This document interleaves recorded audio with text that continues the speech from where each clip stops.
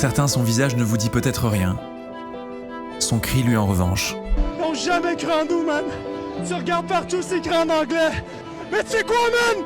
Gardez-le, votre anglais! Ce 19 novembre 2023, Marc-Antoine Decoy, joueur des Alouettes de Montréal, remporte la Coupe Grey, qui sacre pour la première fois depuis 13 ans la seule équipe francophone du championnat.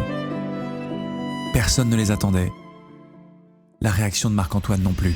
Ma vie a fait un 180 degrés. J'étais connu dans le domaine du football, mais après ce discours-là, j'ai été connu partout. Marc-Antoine Decoy en a profité pour passer un message quand même assez clair à la Ligue canadienne de football parce que la Ligue est prétendument bilingue. Une victoire, une déclaration fracassante et le débat sur la place de la langue française est de retour au Canada. Si le cri de Marc-Antoine peut sonner comme une revendication d'identité, ce n'est pas que ça. J'avais toute cette émotion-là de joie, mais en même temps sans avoir accompli ça. Fait que toute la semaine, qu'est-ce que je faisais, c'est un mélange d'émotions, mais c'est que je contrôlais toute mon énergie pour canaliser ça envers le match. J'ai été mis au courant durant la semaine, premièrement, à la Coupe Grey, il n'y a aucun Français. C'est un pays bilingue, ça devrait être 50-50, ça ne l'est pas qu'en anglais. Que le match arrive, on gagne 13 ou 12 secondes après qu'on a gagné, j'ai une caméra d'en face puis un micro. Toute cette semaine-là accumulée qui est juste sortie en dedans de moi, puis tu le vois là, dans mon discours, comment je commence à parler. C'est comme je ne sais pas quoi dire, puis à un moment donné, juste derrière ma tête, il y a comme cette petite voix-là qui dit « il ne croyait pas en nous ». C'est là que ça a parti sur cette lancée-là, puis je me suis rappelé, il n'y avait pas de Français, ils ne respectaient pas les Alouettes. Tout ça s'est mis ensemble, puis ça l'a sorti à cette façon-là, mais quand ça l'a sorti, moi, je parlais pour moi-même, je parlais à cette situation-là, à ce moment-là. Le Français n'était pas respecté, et pour moi, le Français n'étant pas respecté, les Alouettes n'étaient pas respectés. Ils n'ont pas cru en nous. Le sens de cette phrase percute ma curiosité et mon envie de comprendre, de mieux saisir un moment d'histoire qui infuse encore aujourd'hui dans la société canadienne et dans notre imaginaire. Après les Jacques Cartier, les Samuel de Champlain, comment et pourquoi le Royaume de France a-t-il occupé ce territoire de l'autre côté de l'Atlantique? Dans quel but et quelle trace en reste-t-il aujourd'hui? Je suis donc venu ici, au Québec, pour découvrir, comprendre et échanger avec Marc-Antoine et d'autres, pour saisir l'héritage et l'histoire de cette période. La fin de ce qu'on a appelé la Nouvelle-France, c'est la fin d'un horizon américain et du premier empire colonial français, ainsi que le début du Québec, avec comme caisse de résonance la bataille des plaines d'Abraham. Avant de plonger dans notre sujet, laissez-moi vous parler de ceci. Ça, c'est le Note Pro et ça vient de chez notre partenaire du jour, Plod AI. Ultra fin, 2,99 mm que vous pouvez clipser sur votre téléphone ou sur votre ordinateur pour conserver et capturer tout ce dont vous avez besoin. Les sons, les photos, les notes et tout ce qui est important pour vous. Il réduit automatiquement le bruit ambiant, est équipé d'un petit écran LED très pratique et vous permet d'enregistrer vos réunions téléphoniques comme physiques avec une autonomie allant jusqu'à 50 heures. Ensuite, l'IA Plod fait le reste. Transcription, résumé, to-do list et même une fonction Ask Plod pour retrouver ou approfondir des infos que vous avez enregistrées. Bref, c'est un outil intelligent, discret et ultra pratique qui vous permet de mieux travailler sans devoir tout noter à la main ou sans être distrait par vos notifications de téléphone. Et tout est sécurisé, conforme RGPD, SOC 2, HIPAA, hébergé sur Amazon Web Services. Ce nouveau modèle Pro, sachez qu'il est en précommande et il est disponible directement dans la description de cette vidéo. Sachez que vous avez aussi 10 € de réduction sur tous les anciens produits. Vraiment merci à Plod AI de nous avoir aidés dans le processus de la vidéo et donc de soutenir notre travail. Après que Christophe Colomb ait posé le pied en Amérique en 1492, de nombreux royaumes ont tenté de découvrir une nouvelle route vers les Indes. C'est ainsi qu'en 1534, Jacques Cartier découvre Terre-Neuve et l'embouchure du fleuve Saint-Laurent pour le compte du roi de France, François Ier. En fait, je dirais pour la France comme pour tous les Européens, l'Amérique c'est un obstacle. Éric Schnackenburg est historien, professeur d'histoire moderne à l'université de Nantes et spécialiste du monde atlantique du XVIe au XVIIIe siècle. Que cherchent les Européens? En fait, ils cherchent à aller en Asie, ils cherchent à aller en Chine. Et il y a l'Amérique au milieu, donc ils cherchent des passages. Donc c'est comme ça qu'on remonte par exemple le Saint-Laurent pour essayer de trouver un passage. Et Samuel de Champlain va encore le faire au début du XVIIe siècle. Il est important de comprendre que la fondation d'une colonie sur ce territoire est très difficile. Les conditions climatiques rugueuses, l'éloignement avec la France, les ressources naturelles limitées sont des freins à une installation pérenne. C'est lorsque l'explorateur Samuel de Champlain installe un comptoir commercial sur les bords du Saint-Laurent en 1608, un comptoir qui devient la ville de Québec, que cet élan de colonisation démarre réellement. Mais qui sont ces premiers Français à venir tenter leur chance en Amérique ? Souvent, en fait, au XVIIe siècle, la migration vers l'Amérique du Nord, c'est une deuxième migration. On a des gens qui viennent des campagnes, qui vont tenter leur chance dans la grande ville, à Rouen par exemple. Puis là, ça ne se passe pas très bien, ils n'arrivent pas à trouver leur place, et donc ils partent dans une sorte de deuxième migration en Amérique du Nord, parce que le Canada au XVIIe siècle, c'est pas très attractif. Et puis, ce sont des voyages évidemment lointains et périlleux. Et puis, il y a une chose qu'il ne faut pas oublier aussi, c'est qu'on a une partie de ces Français qui reviennent ensuite, comme les Anglais, comme les Espagnols, etc. Ce ne sont pas simplement des voyages simplement allés. Les premières années de la colonie sont très difficiles. Par exemple, une première famille s'installe à Québec en 1617. 10 ans plus tard, la colonie ne dépasse pas les 100 habitants. L'acclimatation est très difficile et les colons n'ont que les échanges avec les autochtones et les rares ravitaillements des navires français pour leur subsistance. Cette nouvelle population a dû s'endurcir pour permettre le développement de cette société. Un développement réussi lorsque l'on observe qu'1 siècle plus tard, l'axe du Saint-Laurent compte 80 000 habitants d'origine européenne. La Nouvelle-France devient alors une province du Royaume de France. Mais est-elle une province comme les autres ? Un territoire aussi lointain possède-t-il un statut particulier ? Parce que nous, on appelle les colonies, je vais dire les territoires ultra-atlantiques, je retire le mot colonie pour l'instant, sont pensés comme finalement des provinces comme d'autres. Et d'ailleurs, Louis XIV le dit, qui veut faire sentir l'effet de la bienveillance qu'il a pour ses sujets, qui sont au Canada, comme pour ses sujets de France. Et c'est pour ça que en Nouvelle-France, au Canada, on va avoir des structures identiques. On va avoir un intendant, on va avoir un gouverneur, par exemple, sur le plan administratif. Louis XIV, pour parler de Louis XIV, a des sujets. Tous ces sujets ont les mêmes droits et les mêmes devoirs, bien sûr, et les considèrent tous de la même manière. L'arrivée de colons européens en Nouvelle-France nous questionne évidemment sur la nature des relations avec les natifs américains. Ces premières nations d'Amérique, comme les Hurons ou les Algonquins, entrent en contact avec les Européens dès leur arrivée. Naissent alors des relations commerciales et des alliances pour se protéger mutuellement d'autres nations, comme la Confédération iroquoise, avec qui les conflits sont récurrents. Mais comment s'articulent réellement ces relations ? Avec les Amérindiens, quand on se place dans les années 1660 à peu près, dans le Canada, dans l'axe du Saint-Laurent, on a à peu près 94% d'hommes et 6% de femmes. Donc le gros enjeu pour les Français, pour le Canada, c'est le peuplement. Et que va-t-on faire dans un premier temps ? Ça va nous paraître peut-être un peu contre-intuitif, c'est que, notamment Colbert, va encourager le mariage, ou les unions, et donc la croissance démographique entre les Français, les hommes, et les Amérindiennes. Puis à partir du moment où le sexe ratio va s'équilibrer, où le nombre de femmes par rapport au nombre d'hommes va s'équilibrer, à ce moment-là, on va assister à une sorte de crispation qui fait qu'on va au contraire dénoncer les unions mixtes et les mariages mixtes pour préserver finalement des mariages entre Françaises ou descendants de Françaises et des hommes également venus de France. Ces unions mixtes, d'abord autorisées, traduisent évidemment d'une logique raciste. Un racisme comme hiérarchie de l'organisation sociale, où, par ce prisme, les Européens se trouvent bien sûr au niveau le plus élevé. Une vision influencée par l'intensification des contacts et des échanges avec les peuples d'Amérique durant ces années d'exploration. Le cas du Canada, lui, est révélateur des besoins et des contraintes auxquels font face les colons français, ce qui diffère des colonies britanniques voisines. Ces contraintes prennent leurs racines dans l'exploitation des ressources présentes dans ces nouveaux territoires. Des ressources qui ont d'abord motivé les explorateurs, puis les colons. Enfin, il n'y a pas grand-chose, en fait. Il y a 2 ressources. La première ressource importante, c'est la morue, au large de Terre-Neuve. Donc ça, c'est très très important parce que ça va permettre d'avoir des flottes qui vont venir régulièrement, notamment en été, pour pêcher.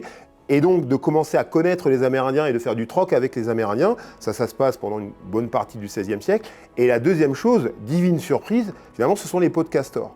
Et donc, les établissements, les premiers établissements en Amérique du Nord, au Canada, eh bien, vont avoir ces deux ressources-là, et en particulier les castors, parce qu'il faut savoir qu'en Europe, les castors européens ont été chassés, on a des castors qui viennent de Sibérie, mais des grandes quantités et aussi bon marché qu'au Canada, eh ben, on n'en a pas. Donc, les peaux de castor vont être absolument fondamentales dans cette histoire-là. À ces deux ressources s'ajoute aussi le bois, une fois la colonie plus installée. Un type d'exploitation particulier à la Nouvelle-France qu'Éric Schnackenburg nous désigne comme une économie de prélèvement, qui se base sur les ressources que la nature nous donne, à différencier d'une économie de production, comme l'économie sucrière dans les Antilles par exemple. Et cette notion, elle est essentielle pour comprendre la nature même de l'occupation sur le territoire, car cette occupation, elle évolue selon la manière dont vous allez en exploiter les ressources. Par exemple, la Confédération Huron est l'intermédiaire principal des Français pour le commerce de la fourrure. Résultat, le peuplement n'est pas indispensable pour l'économie du territoire. Mais cette situation, elle évolue en 1653, lorsque la Confédération Huron est vaincue et détruite par la Confédération iroquoise, supprimant ainsi cette main-d'œuvre et les relations forgées depuis des années. Les Français sont donc obligés d'occuper ces espaces pour poursuivre l'exploitation de ces ressources. Avec les colonies anglaises, c'est assez différent parce que les colonies anglaises, notamment les colonies de la Nouvelle-Angleterre, avec le Mayflower qui arrive sur place en 1620, eh bien là, il y a l'idée de fonder une nouvelle Jérusalem. Donc il y a un projet véritablement d'émigration de groupes, de communautés entières, donc les hommes, les femmes, les pasteurs. On a aussi de l'immigration économique. Et puis très rapidement, on va avoir une activité agricole qui va se développer sur place, en Nouvelle-Angleterre, et puis également un petit peu plus au sud, dans les colonies du sud. Pour les colonies françaises, c'est plus compliqué parce que le Canada, c'est un pays qui est moins favorable à l'agriculture. Donc ça joue et évidemment, ça va limiter la croissance de la population. Le développement de l'agriculture et l'emprise de la couronne d'Angleterre sur les territoires font que le nombre de colons britanniques est bien supérieur à celui des Français en Amérique. Résultat, en 1750, on compte 1,5 million de Britanniques en Amérique. Et à peine 90 000 Français en Nouvelle-France, dont 90% se trouvent entre Québec et Montréal. C'est dans ce décor et ce contexte que le sort de la Nouvelle-France se joue. Comme en Europe, les relations entre les deux grands rivaux historiques se dégradent. Aussi, dans les colonies américaines, une rivalité atteint son paroxysme dans la guerre de 7 ans. Pour comprendre ce qu'il s'est passé et en apprendre plus sur la fin de la Nouvelle-France, je me suis rendu ici, à Québec, le centre administratif et la ville la plus peuplée de Nouvelle-France. C'est la première fois de ma vie que je viens au Canada, et si chez nous le nom des Plaines d'Abraham n'évoque rien, ici tout le monde le connaît. La bataille des Plaines d'Abraham, ou la fin de la Nouvelle-France, un héritage central. En venant au Canada, j'ai également rencontré Laurent Turcot. Certains le connaissent déjà pour sa superbe chaîne L'Histoire nous le dira, mais Laurent est aussi professeur d'histoire moderne à l'Université du Québec à Trois-Rivières. Il connaît évidemment très bien le sujet que nous allons aborder aujourd'hui, la guerre de 7 ans, mais ce que l'on appelle ici au Québec, la guerre de la conquête. La guerre de la conquête, c'est au milieu du 18e siècle. Les luttes qui durent depuis des années entre les Britanniques et les Français, ça commence grossièrement. Bon, on pourrait recommencer même jusqu'au Moyen Âge. Mais à l'époque moderne, ça va des guerres de Louis XIV environ jusqu'à Napoléon Bonaparte. C'est ce qu'on appelle, ce que Denis Crouzet a considéré la deuxième guerre de 100 ans, qui oppose justement ces deux nations pour le contrôle, pas juste de l'Europe, mais aussi le contrôle colonial.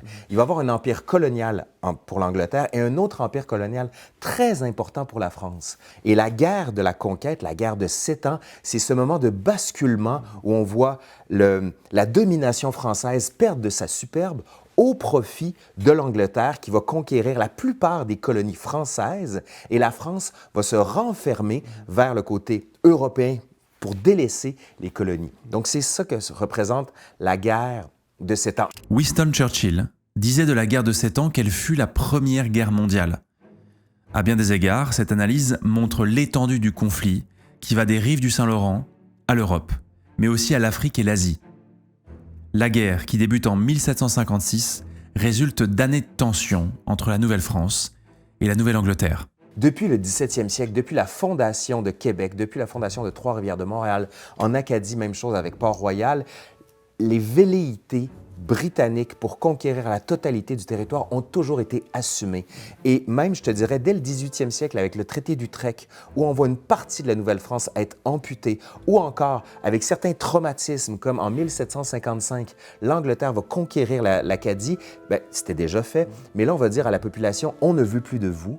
C'est le traumatisme de l'Acadie, ce qu'on a appelé le Grand Dérangement, la déportation des Acadiens. On les prend, certains, on les renvoie en France ou encore, on les renvoie dans différents endroits du continent pour assimiler cette population. Et ça fait énormément peur aux Canadiens ici. Des tensions très importantes entre Français et Anglais qui multiplient les raids entre les colonies. Faut dire que la majorité des raids sont faits par les Français alliés avec des Autochtones. Parce que les Français, quand je dis les Français, c'est les Canadiens ici, ont très vite compris que le continent, on va le maintenir non pas en faisant des techniques européennes, mais ce qu'on appelle la petite guerre, la guérilla, si tu préfères. On prend un petit parti de quelques soldats et on va harceler comme ça les colons britanniques ou les fermiers pour leur faire peur, pour qu'ils restent enfermés dans leurs terres.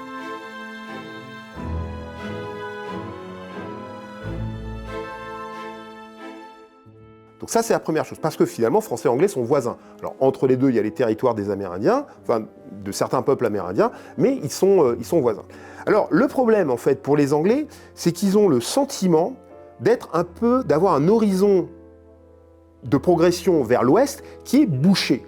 Le voici, cet horizon bouché pour les Britanniques. Mais cette carte est trompeuse, et elle ne représente absolument pas l'occupation réelle du territoire en Nouvelle-France. En fait, la majorité de celui-ci est occupée par les Premières Nations, et l'occupation française, elle, est en fait très parcellaire et se manifeste sous la forme de forts. Les tensions entre Français et Anglais arrivent à leur paroxysme dès 1754 avec des combats en Amérique. La guerre embrase l'Europe et le reste des empires à partir de 1756. Mais le conflit prend alors un autre tournant. Au moment de l'arrivée au gouvernement d'un nouvel homme fort pour les Britanniques, William Pitt est nommé secrétaire d'État chargé de la guerre et du Nouveau Monde. Cette figure de William Pitt va se rendre compte que cette guerre, elle ne peut pas être gagnée uniquement en Europe. Puis ça, c'est fondamental. La guerre de 7 ans, c'est des guerres qui est une des premières guerres mondiales carrément. On se bat ici en Amérique, mais aussi en Asie, en Inde par exemple. Mais William Pitt se dit que le meilleur moyen de déstabiliser la France, qui est un pays très important, le plus populé, la meilleure armée, c'est d'aller l'attaquer dans ses colonies. Mais en même temps, c'est plus facile pour les Britanniques. Ce que je veux dire par là, c'est que l'Angleterre, c'est une île. Donc, on n'a pas de frontière directe avec d'autres pays. Mais en ce qui concerne la France, on a des frontières avec plusieurs pays et on peut être envahi, ce qui n'est pas le cas de l'Angleterre. Du moins, c'est plus facile. Donc, Pitt va dire, on envoie massivement des troupes, on déstabilise de cette manière que la France va être forcée à envoyer des troupes, va diviser ses troupes, donc diviser pour régner. Pour attaquer la Nouvelle-France, William Pitt va mettre en place des moyens considérables. 50 000 hommes sont envoyés dans le Nouveau Monde pour attaquer les Français sur 3 fronts différents. Pour cela, les 3 objectifs désignés sont Louisbourg, Montréal et le fort Duquesne, l'actuel Pittsburgh. Et c'est là qu'arrive un personnage très important de notre histoire, celui à qui on va confier la défense de la Nouvelle-France, un aristocrate du nom de Louis-Joseph Montcalm. Et Montcalm a cette capacité à bien déployer les troupes dans un espace, mais à l'européenne. C'est-à-dire, quand il arrive ici, il ne prendra pas nécessairement en considération la manière de se battre. Par exemple, au fort William-Henry, il ne veut pas que les Autochtones fassent la petite guerre telle qu'ils la faisaient historiquement. Et donc, il va les considérer souvent comme des sauvages, comme des barbares. Il va les laisser de côté. Et ça, pour certains historiens, c'est un des points de départ de la défaite française, ne pas considérer la manière de se battre précisément nord-américaine. Cela étant, il va quand même conquérir et il va gagner plusieurs batailles. Il n'a pas les moyens des Britanniques. Il va souvent se replier vers la stratégie défensive, attendre pour que finalement l'ennemi se casse les dents séquence après séquence pour que finalement lui soit capable de se maintenir, que la température qui est plus mauvaise arrive et là que les troupes ennemies soient obligées de se retirer. C'est pas une mauvaise technique pour autant. Ainsi, les Anglais attaquent sur les 3 fronts. Louisbourg est pris d'assaut par 13 000 Anglais. La place devait tomber en quelques jours. Elle tient en fait 7 semaines et bloque l'entrée du Saint-Laurent jusqu'à l'arrivée de l'hiver. Au sud de Montréal, Montcalm remporte la bataille de Fort Carillon, alors que ses troupes étaient inférieures en nombre. Sur le 3e front, les Britanniques prennent le fort Duquesne en moins d'une journée. Le bilan britannique est plus que mitigé, le destin d'une victoire est encore loin. Malgré tout, la victoire à Fort Duquesne est cruciale. La chute d'un de ses objectifs majeurs ouvre la route pour le Saint-Laurent et surtout Québec, considéré comme la clé de la victoire en Nouvelle-France. Dans les plans britanniques, la vallée du Saint-Laurent est un secteur hautement stratégique. Il est le berceau du peuplement de la Nouvelle-France, mais aussi un lieu de pouvoir très important. À partir du 26 juin 1759, lorsque les navires de la Royal Navy descendent le Saint-Laurent et longent l'île d'Orléans, Wolfe se rend compte que Montcalm est bien préparé et que le gros de la défense française se repose sur la fortification de la ville, et notamment le port de Québec. Pour le commerce comme pour la guerre, il est le lieu le plus propice pour un débarquement. Mais son accès, lui, est verrouillé. Les officiers britanniques doivent trouver un moyen pour faire tomber la ville. Ils vont essayer de harceler les Français, notamment en débarquant pas très loin de la rivière Montmorency. Ça va être un échec total. Voyant ça, les Britanniques vont se dire, on va créer une espèce de drame pour eux. On va détruire les fermes, on va brûler les fermes, on va dire aux gens, tout ça, c'est à cause des Français. Il va se dire, en brûlant les fermes, en ravageant les campagnes, il va inciter les gens à être contre Montcalm. Ça ne va pas fonctionner. Il va ensuite décider de se positionner de l'autre côté du fleuve Saint-Laurent, à Lévis. Il poste ses canons et là, jour et nuit, on lance des boulets de canon à n'en plus finir. On veut détruire Québec carrément. On dit même que 90 % de la ville de Québec a été détruite. Les habitants fuient. Il ne reste que les chefs militaires, l'armée et ceux qui peuvent subvenir aux besoins de l'armée.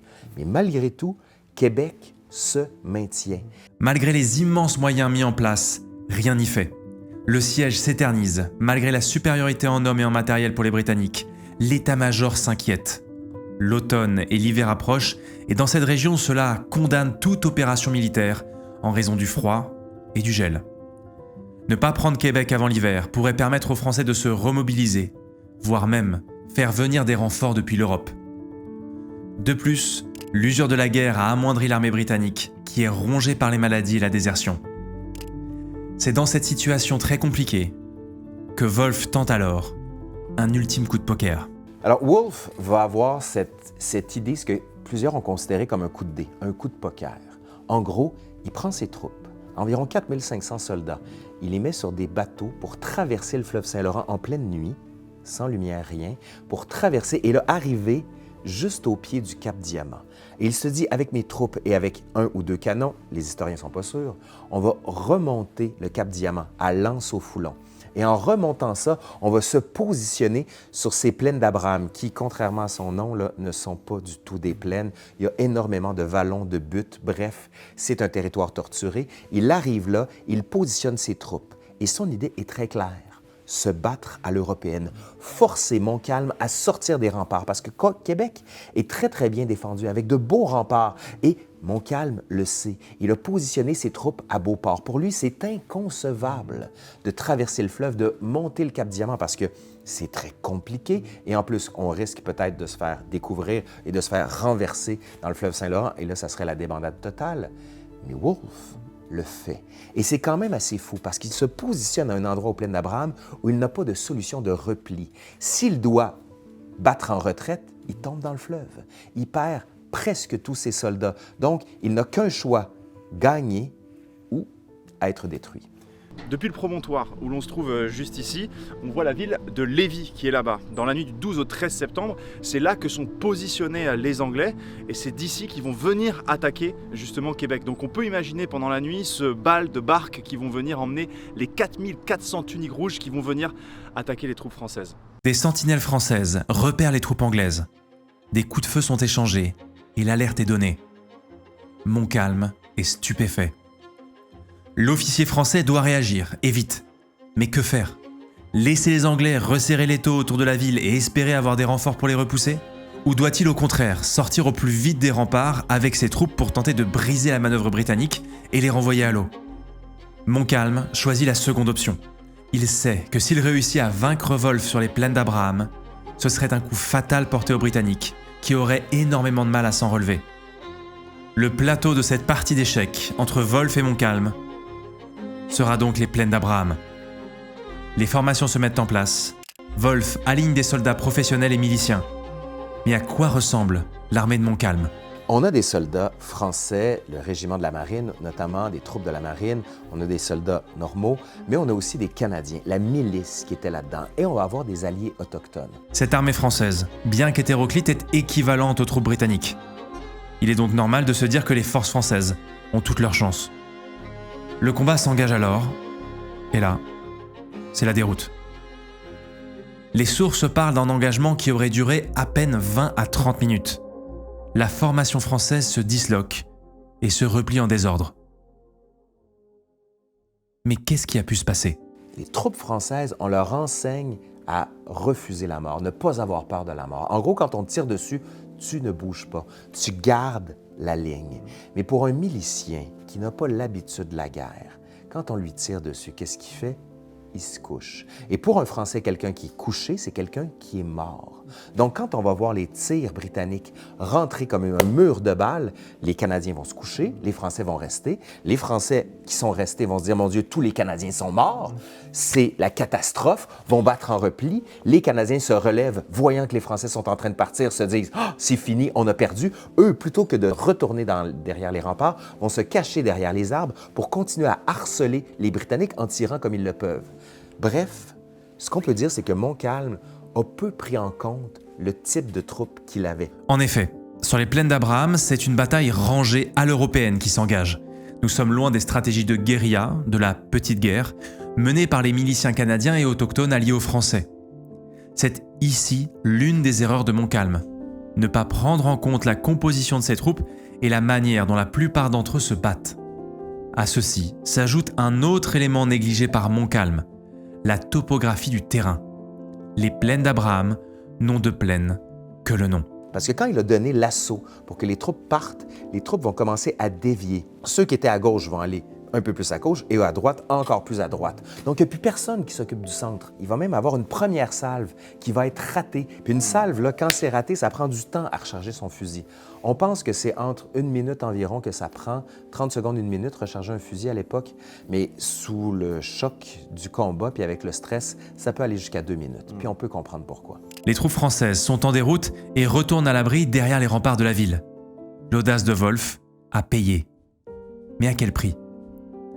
Cette bataille, bien que très courte, demeure coûteuse, avec plusieurs centaines de blessés dans chaque camp, une centaine de morts pour les Français, ainsi qu'une cinquantaine pour les Britanniques. Parmi les victimes, nous retrouvons nos 2 stratèges, qui succombent de leurs blessures reçues lors de la bataille. Wolfe, le jour même, et Montcalm, lui, décédera quelques jours plus tard. Sur le monument derrière moi se trouve le nom des 2 généraux, Montcalm et Wolfe, ici pour illustrer dans la mort la réconciliation des 2 anciens ennemis. L'historiographie a longtemps accablé Montcalm pour cette défaite. Mais les chercheurs aujourd'hui montrent que les 2 officiers qui s'affrontent dans les plaines d'Abraham ont tous 2 commis de nombreuses fautes. Wolfe a fait énormément d'erreurs. On l'a appelé, en fait, certains historiens l'ont appelé la journée des fautes. La raison pour laquelle on relève beaucoup plus les fautes de Montcalm, c'est qu'il a perdu. C'est une défaite. Renverse la chose. Premièrement, la bataille des plaines d'Abraham n'est pas si importante que ça, parce qu'il y en a une autre qui va devenir l'année suivante, qui va être la bataille de Sainte-Foy, qui va être une victoire française. Mais la raison pour laquelle cette bataille-là est la clé de voûte de l'histoire du Québec en grande partie, c'est que c'est un symbole aussi. C'est la France qui ne veut pas investir dans ses colonies. C'est la France, c'est Montcalm qui ne prend pas en considération les Canadiens, la manière dont ils se battent. C'est Montcalm qui ne considère pas les Autochtones et la manière de mener la petite guerre. C'est lui qui fait à sa tête et qui, parce qu'il fait à sa tête, perd Québec. C'est ça qu'il y a derrière les plaines d'Abraham. C'est une bataille comme une autre, mais c'est l'importance historique et mémorielle qu'on a plaquée sur cette bataille-là qui fait qu'elle est importante aujourd'hui. Après cette défaite, les Français ne sont plus en mesure de continuer la lutte. La capitulation de Québec est signée le 18 septembre 1759 par le successeur de Montcalm, Jean-Baptiste Nicolas Roch de Ramsay. Contrairement à ce que l'on peut penser et ce qu'on a longtemps dit, la défaite française dans les plaines d'Abraham ne signe pas la fin de la Nouvelle-France. La guerre en réalité se poursuit et voit même des victoires françaises comme à Sainte-Foy l'année suivante. Mais la pression des forces britanniques, elle, ne fait qu'augmenter alors que la résistance française s'amenuise. L'encerclement, puis la reddition de Montréal le 8 septembre 1760, signent la défaite française en Amérique. Le territoire canadien est occupé par les forces britanniques jusqu'à la fin de la guerre de 7 ans. Le traité de Paris signe la fin de ce long conflit le 10 février 1763 et par conséquent, la perte de la Nouvelle-France. La France perd la guerre et sa colonie américaine. Mais si l'on se concentre sur un aspect strictement économique, ce n'est pas une si mauvaise opération, puisqu'elle conserve Saint-Domingue, l'une de ses colonies les plus rentables qui lui permet de conserver une domination sucrière aux Antilles, et cède de l'autre côté une colonie moins prolifique. Mais alors, si l'Angleterre gagne la guerre, pourquoi ne pas tout conserver ? Ils ont conservé le Canada et rendu la Guadeloupe pour deux raisons. La première raison, c'est qu'en fait, en éliminant les Français d'Amérique du Nord, ils éliminent une menace très ancienne, enfin de plusieurs décennies, depuis la guerre de la Ligue d'Augsbourg, sur les colonies anglaises. C'est-à-dire qu'en fait, ils achètent une sorte de sécurité géopolitique. Il faut aussi penser aux choses de ce point de vue-là. Ça, c'est la première chose. Et puis, deuxièmement, les Français, au XVIIIe siècle, avec Saint-Domingue en particulier, mais pas seulement, dominent, écrasent en quelque sorte les productions coloniales, aussi bien par la qualité du sucre que par les prix du sucre. Et les planteurs, notamment les planteurs de la Jamaïque, qu'est-ce qu'ils se disent ? Ils se disent, mais si la Guadeloupe reste anglaise, on va avoir un concurrent dans notre monde, britannique du coup, qui sera beaucoup plus fort que nous. Et donc on voit que tout le lobby jamaïcain extrêmement puissant à Londres pousse le Premier ministre pour dire non, rendez la Guadeloupe aux Français. Comme ça, la Guadeloupe reste extérieure au monde britannique et donc les planteurs de Jamaïque continuent à avoir une sorte de monopole et d'avantage à l'intérieur du monde britannique. Une victoire britannique qui apparaît alors comme un verre à moitié plein ou à moitié vide selon le regard qu'on lui porte. D'autant plus qu'à partir de 1763, sa plus grande colonie se révolte et aboutit à la création des États-Unis en 1776. Durant la même période et jusqu'à la fin du XVIIIe siècle, la couronne doit relever un défi de taille qui est d'administrer et surtout assimiler le Canada. La perte des 13 colonies accélère ce processus. L'histoire du fait français au Québec parle d'une longue histoire où on essayait de nous mettre de côté, de nous assimiler. L'Angleterre, en 1840, a envoyé quelqu'un à la suite des rébellions des Patriotes pour essayer d'assimiler les Canadiens français. Et il va dire de nous qu'on est un peuple sans histoire et sans littérature. Et il dit qu'on parle même pas un vrai français, mais un French-Canadian patois. Une population méprisée qui va tout de même lutter pour faire vivre sa culture, son exceptionnalité. Ce territoire évolue au sein du Canada en faisant partie d'une nation, mais reste une province avec ses propres codes. Un territoire et une population qui affirme son identité et qui utilise des symboles. C'est avec cette lecture que la bataille des plaines d'Abraham prend en réalité un tout autre sens. Cet événement est un symbole pour le Québec. Cette lutte constante pour faire exister sa culture francophone n'est pas le souvenir heureux d'un héritage d'un pays à plusieurs milliers de kilomètres. Il est en fait plutôt l'inverse. Le marqueur d'une rupture avec la France pour faire vivre cette culture québécoise qui, assaillie dans un continent anglophone, doit agir pour sa survie. Une culture centrée sur sa langue, mais pas seulement, car cette identité québécoise est aussi attachée à son histoire, une histoire qui possède une pierre angulaire, la bataille des plaines d'Abraham. Mais je pense que pour vous transmettre cette idée, je vais laisser la parole à Laurent Turcot. La bataille des plaines d'Abraham, c'est le socle de l'identité québécoise. Donc, l'événement, oui, il est important, il est crucial, la bataille des plaines d'Abraham, mais ce qui fait qu'il est encore plus crucial, c'est ce qu'on a plaqué comme importance, ce qu'on a voulu lui donner comme importance. On pourrait dire au contraire que, oui, cette histoire-là a fait qu'on est passé de la métropole française à la métropole britannique, mais le vrai moment, ça aurait pu être pour nous 1791. Ça ne dit rien. C'est ce qu'on appelle l'acte constitutionnel qui donne une chambre d'assemblée ici, au Bas-Canada. Alors que si on était resté avec la France, je doute que la France ait donné une assemblée législative à la Nouvelle-France. Certains historiens et historiennes et des sociologues se disent peut-être qu'on n'est peut-être pas si mal tombé que ça. Puis on va pousser un peu plus loin. Les Canadiens français, qu'on va appeler bientôt des Québécois, parlent encore français. Tu sais, vous débarquez ici en tant que Français, puis vous dites « Waouh, c'est magnifique, c'est merveilleux, c'est une ancienne colonie ». Sauf que pendant 150 ans, il n'y a eu aucun lien entre la Nouvelle-France, qui est devenue la province de Québec, qui est devenue le Bas-Canada, et la France. On s'est constitué en tant que tel et on a constitué un territoire où on parle encore français. On était 70 000. C'est rien. On a perdu sur la bataille des plaines d'Abraham, mais on parle encore français. Donc, on a peut-être perdu par les armes, mais on a gagné par la langue. Et ce n'est pas à cause de la France. C'est parce qu'on a créé quelque chose de complètement singulier, particulier, de distinct. Ça, on peut en être fier.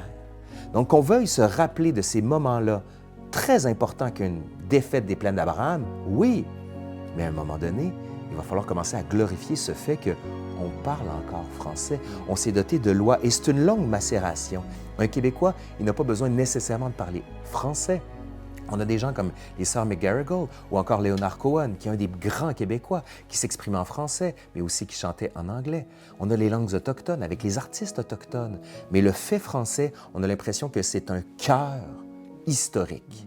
Donc, quand il va déclarer « Gardez-le votre anglais », c'est surtout une manière de dire « On est là, on ne bougera pas et notre langue ne bougera pas ». Si je dois retenir une chose de cette aventure au Québec, c'est que les Québécois sont bien plus que de simples cousins éloignés. Le Québec est exceptionnel, dans le sens où il est une exception. Par ses paysages, sa population, son art de vivre, et même au-delà. Le fait de partager notre langue avec cette population qui vit à l'autre bout de l'Atlantique évoque souvent de la sympathie pour les Français, mais en réalité, nous nous posons rarement plus de questions. En France, nous n'intellectualisons pas vraiment notre langue. Parler français au quotidien n'est pas une question. Au Québec, le français est au cœur de l'identité québécoise. Pas un simple héritage d'une présence française. C'est un combat au quotidien, une réappropriation. Un combat pour affirmer son identité, sa différence, son caractère unique. Beaucoup de personnes qui se sont appropriées qu'est-ce que je me suis dit, puis beaucoup de Québécois aussi qui ont eu ce sentiment-là d'injustice à travers ce que j'ai dit. Puis, tu sais, moi, je parlais pour moi, je parlais pour ma situation, puis les Alouettes. Mais je pense que c'est la beauté de cette situation-là, c'est qu'après ça, le monde utilise cet événement-là, puis peuvent le mettre à leur propre situation. Aujourd'hui, je comprends pourquoi la bataille des plaines d'Abraham est au centre de cette histoire québécoise. Au-delà de la défaite, ce souvenir est un élément déclencheur de cette prise de conscience identitaire, loin de nos conceptions nauséabondes que l'on peut entendre aujourd'hui chez nous. Et cela résonne encore aujourd'hui. Si j'ai pu être intrigué par la déclaration d'un joueur de football québécois il y a quelque temps, je mesure mieux ce que ces quelques mots ont pu faire ressentir au Québec tout entier. Je pense une des interactions les plus touchantes que j'ai eues, c'est que je revenais du stade olympique une semaine après la victoire et je retourne après ça à mon auto après une journée. Puis il y a quelqu'un qui m'arrête dans le stationnement. Puis c'était une dame avec son enfant, puis elle m'arrête, puis elle me dit « Ah, c'est vous qui a dit le discours? » Puis là, je dis « Oui, c'est moi. » Puis elle commence à verser des larmes. Puis elle me dit juste « Merci. Merci d'avoir dit ça. Je ne comprenais pas comment ça me fait du bien. » Puis elle faisait juste me dire sans cesse « Merci, merci. » Puis je comprenais pas. C'était comme « Ben voyons donc, j'ai juste moi dans ma tête pété une coche. » J'ai juste parlé comme ça. Mais pour elle, c'est qu'elle me disait que qu'est-ce qu'elle avait vécu avec sa situation au travail. J'ai dit un peu quelque chose que tu peux pas tout à fait dire dans un milieu de travail.